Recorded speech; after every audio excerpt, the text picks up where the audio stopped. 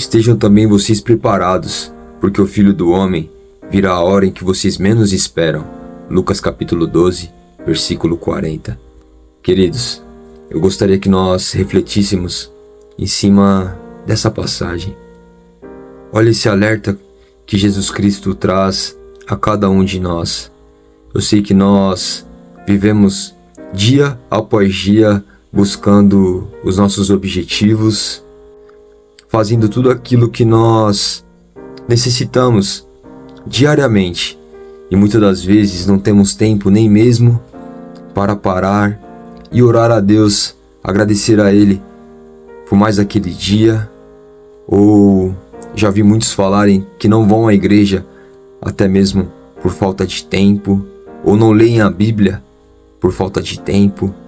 Eu posso também cair nesse erro de às vezes passar dias sem ler a palavra de Deus, com a desculpa de que o meu dia está corrido. Mas eu gostaria que você pensasse, querido, se hoje fosse o seu último dia, como seria o seu encontro com Deus? E se hoje fosse o dia em que Cristo retornasse, você estaria preparado para esse encontro? Olha o que essa passagem diz, querido, que Ele voltará em um dia em que muitos não estarão esperando, pegará muitos de surpresa. Que nós nos lembremos, queridos, que tudo nessa vida é passageiro. Tudo aquilo que nós corremos atrás, existem muitas coisas boas, você buscar constituir uma família, você trabalhar, mas eu gostaria que nós pensássemos se vale a pena deixar Deus em segundo plano para correr atrás de todas essas coisas. E talvez você pense, não, jamais eu coloco Deus sobre segundo plano. Ele é o mais importante da minha vida. Mas, querido, eu gostaria que você pensasse se realmente Deus está sendo a pessoa mais importante da sua vida. Se tudo aquilo que você está fazendo busca verdadeiramente glorificar a Deus. Se aquilo que você assiste agrada a Deus. Se aquilo que você ouve verdadeiramente está agradando a Deus. Se com aquela pessoa que você está se relacionando, se o seu relacionamento está agradando a Deus. Se você busca conhecer aquilo que o agrada, talvez você pense, Deus, Ele está em primeiro lugar na minha vida. Mas eu te faço uma pergunta, querido. Você tem buscado conhecer mais sobre aquele que você diz ser o mais importante em sua vida? Você tem buscado separar tempo para ler a palavra de Deus, para obedecer? Aliás, a sua vida tem sido uma vida de obediência à palavra de Deus?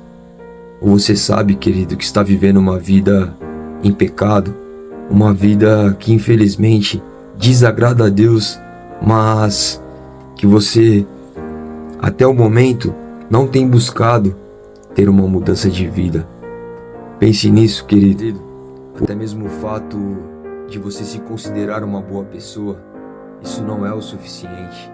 Talvez as pessoas te considerem alguém bom, mas a palavra de Deus diz que não há ninguém bom, querido. E é por isso que Jesus Cristo teve que vir pagar o preço de nosso pecado naquela cruz. Porque por mais que nós tentemos fazer coisas boas, um caminhão de pecado ainda estar em nossas costas. Toda a nossa vida, querido, nós pecamos, seja por meio de pensamentos, seja por meio de atos, seja por deixar de fazer aquilo que é bom. Você sabe disso, querido, que se você for parar para pensar, se for pesar numa balança tudo aquilo que você fez de bom com tudo aquilo que você fez de ruim, aquilo que nós fazemos de ruim é muito maior do que as pequenas boas ações que nós fazemos durante nossas vidas. E a palavra de Deus diz, querido, que ninguém será salvo por obras, mas mediante a graça, e a graça só pode ser alcançada com a fé em Cristo, querido.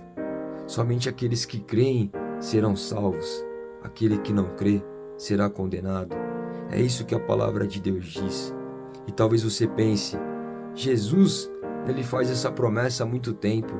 Já se passaram 2000 anos e ele não voltou. Mas olha, querido, o que a palavra de Deus diz sobre isso? Há cerca de 2000 anos, quando Pedro ele fez isso. Mas olha o que ele diz sobre isso, querido. Sobre o fato de as pessoas duvidarem da volta de Cristo. E qual o motivo? Ele ainda não voltou. Olha o que diz em 2 Pedro capítulo 3, do versículo 8 ao 9. Há todavia uma coisa, amados, que não deveis esquecer, que para o Senhor um dia é como 1000 anos, e 1000 anos é como um dia. Não retarda o Senhor a sua promessa, como alguns a julgam demorada.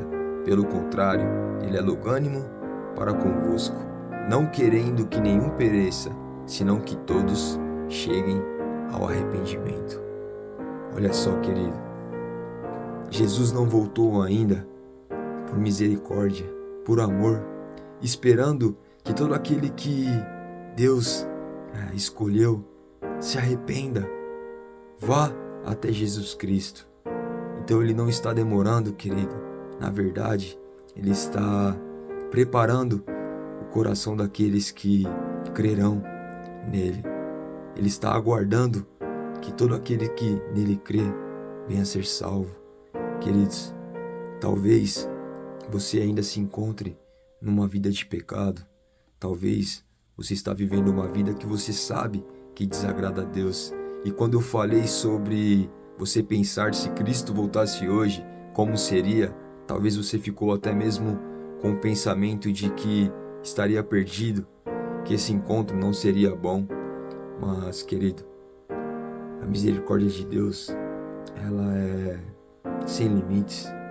Deus é um Deus tão misericordioso que mesmo conhecendo o nosso coração, sabendo de cada pecado que nós cometemos ao longo de nossas vidas, Ele nos dá oportunidades de se arrepender desses pecados, de crer em Jesus Cristo. Ele enviou o seu único Filho, querido, para pagar por um preço que nós não podíamos ter pago, porque nós somos falhos, pecadores. Mas Cristo não, Ele é perfeito. Ele pagou um alto preço naquela cruz para que todo aquele que nele crê tenha o perdão de seus pecados, receba a vida eterna. Se prepare para esse dia, querido. Se prepare para o seu encontro com Cristo. Talvez Ele demore para voltar, mas a nossa ida a Ele pode ser ainda hoje. Você já parou para pensar nisso? Quantas pessoas você já ouviu falar que morreu repentinamente? Pessoas jovens. Cada dia eu tenho ouvido casos sobre pessoas jovens, pessoas que até mesmo cresceram comigo e muito jovens tiveram algum tipo de infarto, algum problema que repentinamente vieram a falecer. Nós temos que pensar sobre o que nos espera além dessa vida, querido. Todo mundo pensa que, independente de como viveu, quando morrer, irá descansar. Não, querido. A palavra de Deus diz em Marcos 16:16 que aquele que crê será salvo. Quem, porém, não crê será condenado. E essa fé, querido, tem que ser uma fé que traga mudanças. Uma fé que traga verdadeiro arrependimento.